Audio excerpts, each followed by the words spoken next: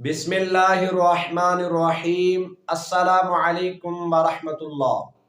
प्यारे भाइयों, आज हम सुनेंगे मर्द और औरत के नाफ के नीचे बालों को कहाँ तक साफ करना चाहिए।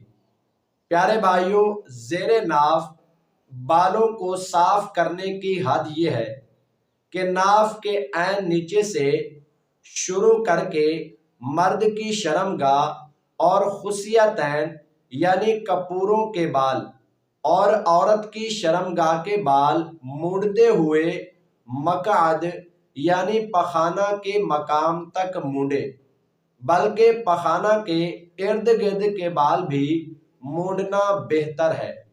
लेकिन मर्द और औरत की रानों के बाल इस हद में दाखिल नहीं है, लेकिन इन्हें साफ करना भी जायज़ है। मर्द और औरत दोनों के लिए बगलों के बालों को उखेड़ना सुन्नत है और मुंडना या पाउडर या करीम वगैरह के साथ साफ करना भी जायज़ है। दुर्र मुख्तार जिल्द नंबर 3 सफ़ा नंबर 48 में है, जो बाल मर्द और औरत के आगे शर्मगाह के इर्द गिर्द होते हैं और जो बाल मकाद यानी पखाना के मकाम के इर्द गिर्द होते हैं, उन्हें साफ करना औला है, ताकि पत्थर वगैरह के साथ अस्तंजा के वक्त निजासत बालों के साथ ना लगे।